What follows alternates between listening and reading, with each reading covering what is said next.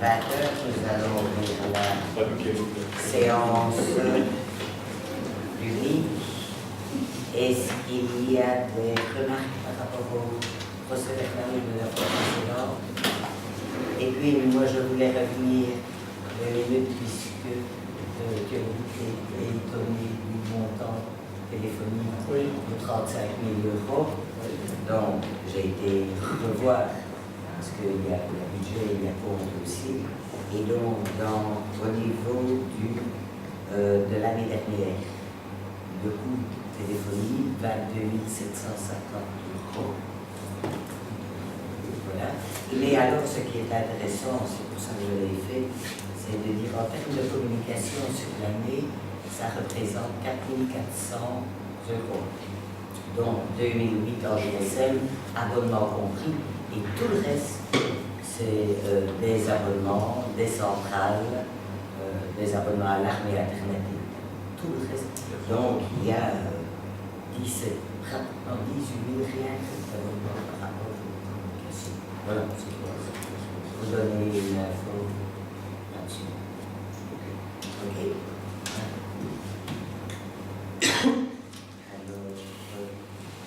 Donc, il y a le compte communal 2017, je peux rappeler qu'à l'ordinaire, les points constatés étaient de 6 102 489,58, les non-valeurs pour 23 508, des engagements pour 5 150 387,92, des invitations pour 5 61 691,81. Le résultat budgétaire était de 928 593,66 et le résultat total d'1 17 290,77.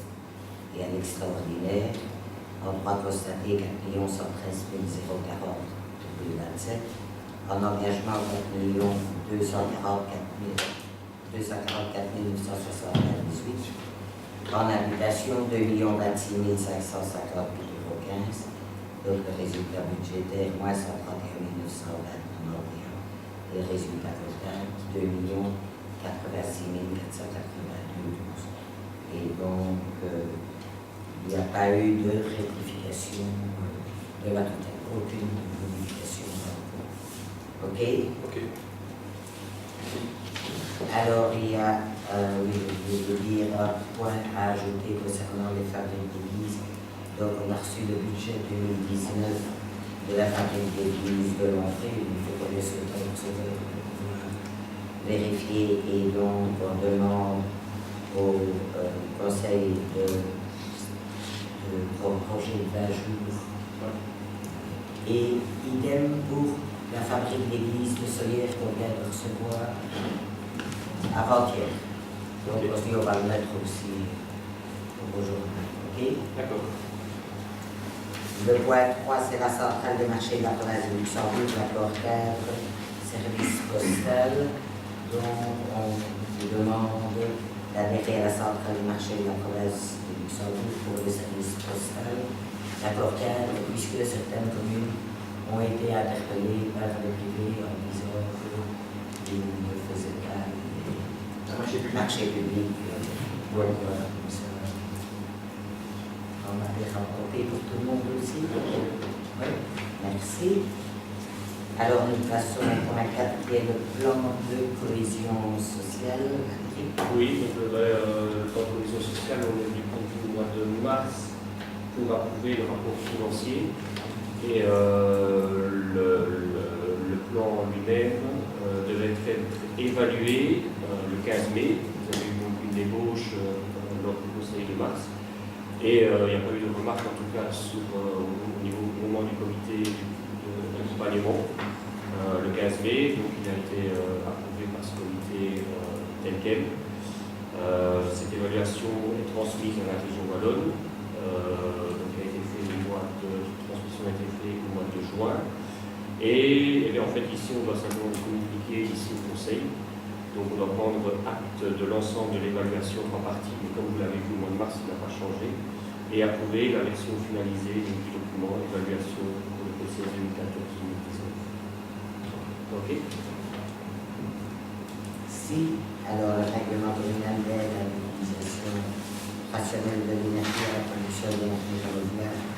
Oui, mais Modification. s'il n'y a pas grand-chose à signaler, vous savez peut-être qu'en février 2013, au début de la législature, on avait pris de fond en comble le programme d'aide communale au niveau des primes énergie. Il se fait que depuis février 2013, il y a eu quelques petites modifications au niveau soit de la terminologie, soit d'un détail au niveau du règlement de la région wallonne. On fait simplement s'adapter notre règlement de 2013 à ces petites modifications. Donc à savoir, on va, dans notre règlement, il est dit par exemple remplacer du simple vitrage par du double espoir une prime.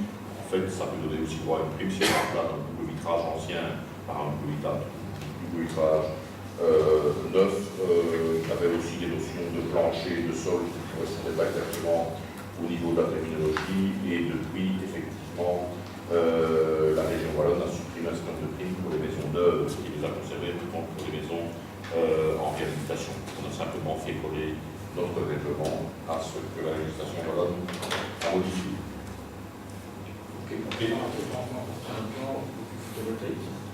Pardon? Il n'y a pas quelque chose d'important là-dedans pour du photovoltaïque? Non, il n'y a rien qui change. On a fait diminuer en 2013 les primes de 500 à 200 euros en février 2013. Ça, on ne l'a pas changé. À 250 euros, pardon.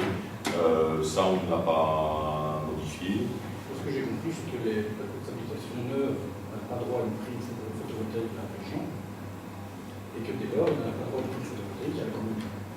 Et maintenant, quand je vous dis, j'ai l'impression qu'une habitation neuve aurait droit à 250 euros à la commune. Dans l'état actuel des choses, oui.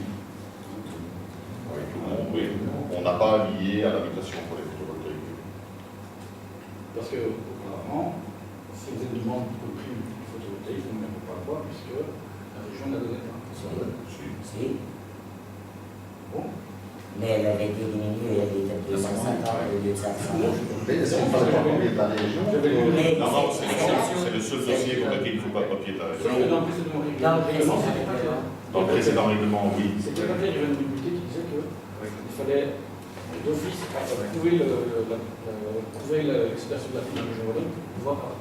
À l'exception du photovoltaïque. Oui. Parce que 250 euros, donc c'était 500 en 2012, on l'a ramené à 250 en 2013, et ça c'est le seul dossier qui n'est pas lié. Et l'exception était bien clairement établie dans le règlement précédent.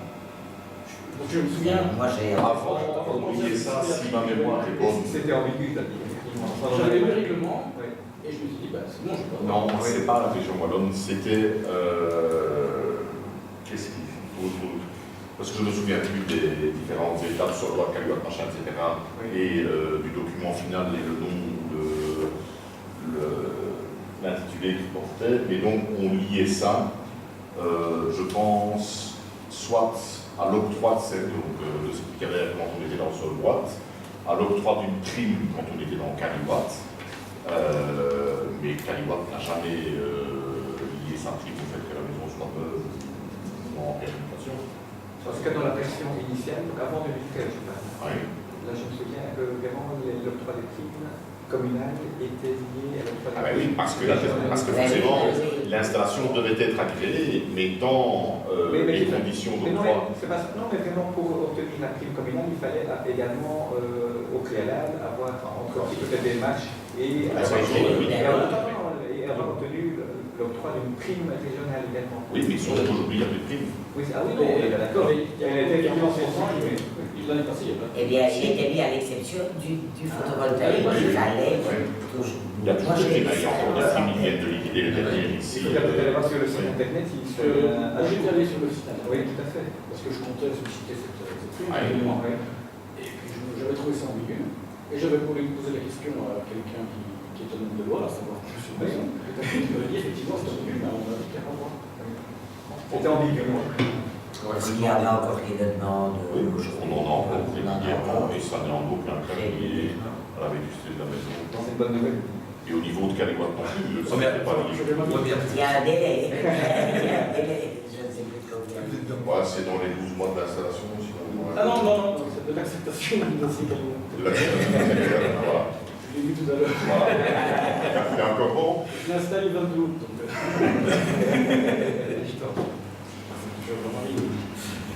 Mais je pensais que c'était le changement. C'est le seul dossier de crime qui n'était pas lié. Oui, ici, Il n'était pas calqué sur celui d'avec moi. Il faudrait peut-être alors vraiment veiller que le règlement soit. et ici, à l'exception de l'installation de panneaux photovoltaïques. Ici, maintenant, Oui, donc ici maintenant. Pas celui qui était sur le site internet. Il faut aller voir. Il n'y avait pas d'exception. Il faut aller voir. Non, je pense que si. Ben oui, oui, Je pense que si, parce qu'on en a régulièrement. Oui, non. Enfin, régulièrement, on en a. Ok. Pour le reste. ok. Alors, bailleur figuratif, reste régularisation de la cabine électrique. Donc, il s'agit d'un bail amphithéotique avec reste concernant une parcelle rue du centre à Charlie. Ils veulent régulariser leur cabine électrique. Et donc, le bail est consenti pour 99 ans et il est accepté maintenant à un nombre de valeur de 990 euros. Ça représente l'ensemble des redevances pour le prix du bail. Ici, c'est lié en une seule fois et donc au bail de poste, je suppose que vous avez vu, mais c'est donné en bail avec toutes les servitudes activités passives et l'intercommunal assurera l'entretien pour accéder à tout temps à la parcelle, évidemment, pour assurer l'entretien et le fonctionnement des installations. Et l'intercommunal s'engage à souscrire les assurances nécessaires à garantir les risques en incendie, de risque et en responsabilité civile. Ils peuvent aussi céder leur droit à condition que le cessionnaire sous un fait réponde effectivement à l'exécution des travaux. Il faut poursuivre. Et les frais de bornage et de mesurage sont à charge de l'intercommunal. Est-ce que... Oui. Ok, merci. La vente de bois. De la vente de bois, il s'agit simplement d'arrêter les clauses particulières pour la vente de bois qui aura lieu le 23 octobre 2018, conjointement avec la commune de la Vertige, donc en soumission, comme d'habitude, tel est exposé. Donc ici, il n'y a pas de modification à avoir satisfaisant Ok. Et donc le point X, c'est le site internet communal modification de la convention Catrinio, suite à la nouvelle législation, donc ils s'adaptent aussi, se mettent en conformité avec l'entrée en vigueur de la nouvelle législation sur la protection des données. Ok. Merci. Alors, il y a le chemin numéro 13 à Soyères, donc là où se trouve la ferme de Ronchéry. Donc, on trouvait logique de demander que le chemin porte donc là aussi, et la Commission royale de toponymie a rendu un avis favorable. Ok, merci. Alors, convention entre la société IPG et l'autorité locale dans le cadre des missions de planification d'urgence et de gestion de crise. Ça, c'est maintenant, vous savez, qu'on a souscrit à BIALERT qui permet d'informer les citoyens en cas de problème. Et donc, il y a un nouvel accord cadre qui a été conclu par l'SPF intérieur avec la société belge IPG pour la période 2018-2021. C'est pouvoir signer avec la société belge IPG. OK? Ça me pense le plan d'urgence communale, vous savez dit où on en est son élaboration, etc. On a eu une réunion avec l'ensemble des partis, qu'est-ce que c'est? Oui, on février au mars, et puis donc il va y avoir un suivi d'accompagnement. C'est en cours d'élaboration. En cours d'élaboration. Effectivement, il y avait des changements pour que ce soit un peu plus facile à utiliser, en tout cas, parce qu'on se rendait compte que s'il fallait chaque fois rechercher les numéros de téléphone, etc., que c'était pas... Dans l'urgence, dans le stress. Ce n'était pas idéal, et donc au niveau de la province, ils essayent de développer quelque chose de plus facile en tout cas à utiliser. Ok. Et voilà, nous en avons fini avec l'ordre du jour de la séance publique. Merci à vous. Moi, je peux bien prendre la parole si vous Oui, oui. Bon, ça fait qu'un quart d'heure qu'on a commencé. Non, mais une dernière petite touche humoristique. Hein, moi, je vais simplement, je vais faire une petite piqûre de rappel à M. Cosson par rapport à son mot qu'il a inséré dans le dernier bulletin communal qui est apparu fin juin, donc à peine vers 2 mois. Et il marquait, je vais dire simplement un petit paragraphe, hein, pour expliquer que vous n'alliez pas rentrer dans le vif du sujet parce que c'était pas la période. Alors, un petit paragraphe qui m'a fait sourire. Je l'ai relu il y a quelques jours et ça m'a bien fait sourire, donc je vais le répéter comme ça. Tout le monde aura conscience de ce que vous dites et peut-être pas ce que vous faites. Même si nous savons que les émotions sont parfois à fleur de peau en ce moment, vous arrivez maintenant en gras, une campagne électorale, ce n'est pas une campagne de dénigrement des adversaires. Ce n'est pas un déballage sur les personnes, comme on le voit parfois notamment sur les réseaux sociaux. Mais c'est un débat qui doit porter sur des valeurs, le bilan du passé et surtout des projets futurs. Voilà, simplement, le petit proverbe qui dit « faites ce que je dis, pas ce que je fais ». Voilà, vous avez toujours des bonnes paroles, mais après dans les actes. On a bien vu la semaine passée, avec je me suis aperçu la semaine passée, puis il y a une personne extérieure qui m'a montré votre partie favorite sur les réseaux sociaux, et donc je pensais que vous alliez en parler aujourd'hui, mais non, mais puisque vous abordez le sujet, je vais vraiment répliquer. Oui, je dis ce que je fais ce que je dis, ce que je pense, bien sûr. Ce n'est pas parce que je dis qu'une campagne électorale n'est pas une campagne de dénigrement que pour autant une campagne électorale doit rester toujours dans le consensus, dans la complaisance. Donc quand il y a des choses à dire et des critiques à faire, elles peuvent être dites, d'autant plus que ça ne concerne pas les personnes, ça concerne effectivement des dossiers sur lesquels il y a des critiques à émettre. Voilà, c'est tout. Maintenant, si vous ne voulez pas entendre les critiques, c'est votre droit. Mais une campagne électorale, c'est pas non plus moi, je préférais que les critiques, etc. Voilà, je trouve que les critiques, ce serait mieux qu'elles soient autour de la table du Conseil communal, c'est le monde de la démocratie. Ah, mais ça, je ne te le fais pas dire, mais je veux dire, tu n'as pas de leçon à donner par rapport à ça. Tu ne Toi aussi, sur les réseaux sociaux, tu n'en fais pas toujours l'utilisation la plus opportune, et toi aussi, tu politises quand même pas mal de choses sur les réseaux sociaux. Donc, je dirais à ce niveau-là, 55. Donc voilà, c'est tout. Et quant au fait que j'ai émis sur la Wilsphère des propos négatifs, oui, ce fait, c'était des propos négatifs. Je comprends que ça puisse heurter.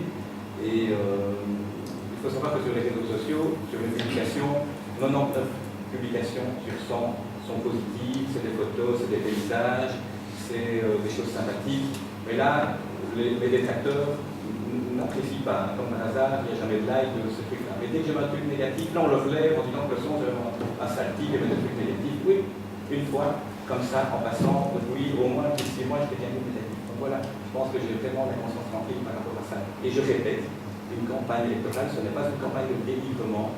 Et donc, mais par contre, on peut être en opposition sur des projets. Voilà.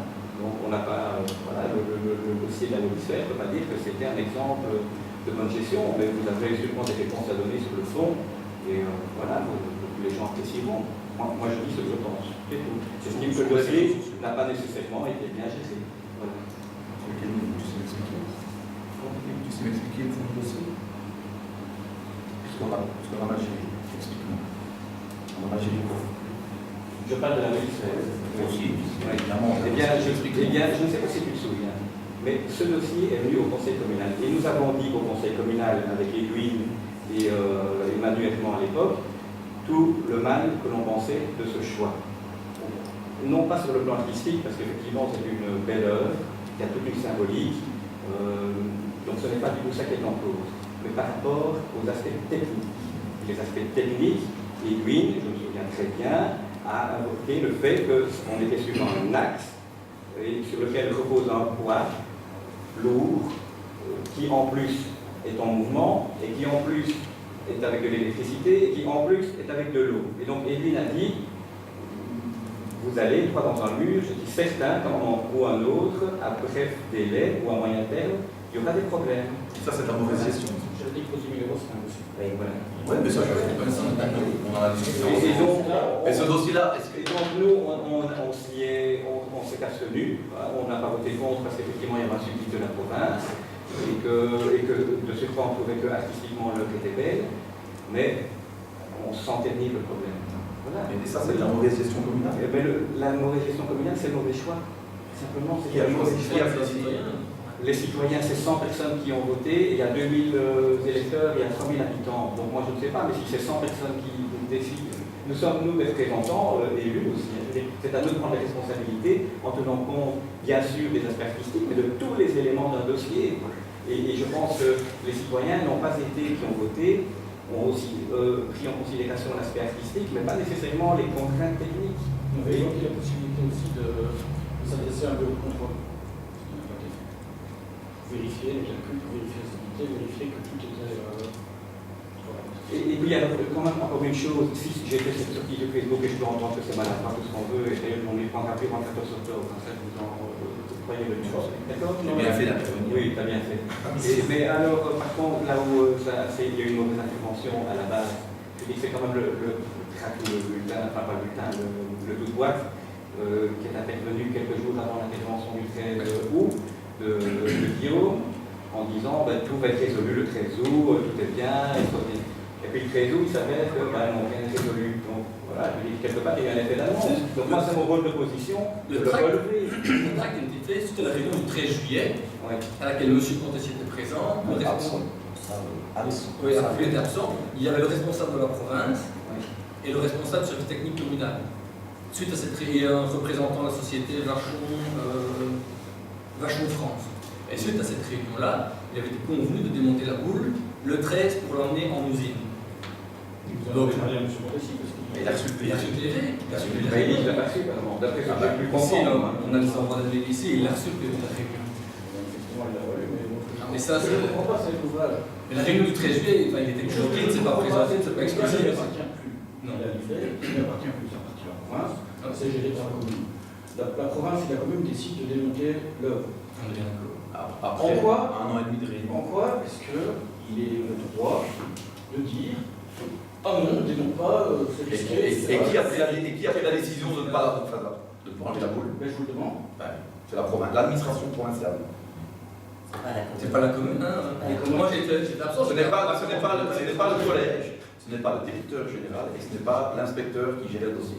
C'est deux personnes de l'administration qui, je ne sais pas par quels moyens, ont décidé de ne pas enlever la boule, alors qu'il y avait eu un contact pris avec Charlotte et une personne de l'administration où il avait été dit qu'on retirait la boule. Et un quart d'heure après, je ne sais pas par quelle façon on a décidé à la province de ne pas retirer la boule. Est-ce que ça tombe bien pour qu'on polémique? Mais voilà, moi j'ai pris mes renseignements, vous comprenez bien. Hein, je suis le dossier depuis 1 an et demi, j'ai assisté à toutes les réunions, sauf à celle du 13, j'étais en vacances. On a fait au moins, je vais être gentil, une quinzaine de réunions depuis 1 an et demi. J'ai assisté à toutes les réunions avec M. Contessier, on a fait tout avec la province qui a été aussi de bons conseils pour qu'on trouve une solution. C'est quand même merveilleux que ça arrive quand même. Que les gens sont démontés et hop, ils ne démontent pas. Ah, ben ça c'est connu. Donc il y a de l'amateurisme quelque part. Encore une fois, on va vous dire que c'est pas la commune, que c'est pas. Écoutez, moi j'assume mes responsabilités. Je sais quand même très bien. Il y a personne pour les prendre les responsabilités ce jour-là. Ah. On démonte. À partir du moment où on tombe d'accord le 13 juillet, on dit voilà, ok, on démonte. Monsieur Contessier, Ça m'a semblé merveilleux de. Monsieur Contessier n'était pas là, quoi. Il n'était pas là, il ne s'est pas excusé, il n'est pas venu. Il dit qu'il n'a pas été convoqué. Si, il était il a été Il était convoqué le 4 juin. Il y a un mail ici. Le 4 juin à 15h57. Donc, Monsieur Contessier, le je trouve responsable simplement dommage que ça n'arrive pas sur la table du conseil communal, un dossier comme ça. Tout simplement, moi je ne polémique pas. Moi, c'est dans la polémique parce que je l'ai cru justement. Je dis simplement, entre ce que tu écris là et ce que tu fais, il ne ferait pas du tout. Ce que j'ai lu dans les commentaires, c'est que les Wallinois n'en ont rien à cirer, que c'est des polémiques, etc. Donc moi je prends acte. Et donc raison pour laquelle justement je n'ai pas porté le point aujourd'hui sur la table du conseil. Parce qu'en réalité, j'ai pu comprendre que les gens s'en foutent. Donc tu préfères la mettre sur les réseaux sociaux. Mais pas du tout. Oui, c'est ta tactique. C'est ma tactique américaine du Nodier. Tu n'as pas de leçon à donner par rapport à ça. L'histoire du quai. Je te le rappelle, l'histoire du quai. Si ça, c'est pas du dénigrement, on dit. Allez. Alors, je crois, France, c'est Oui. pour termine.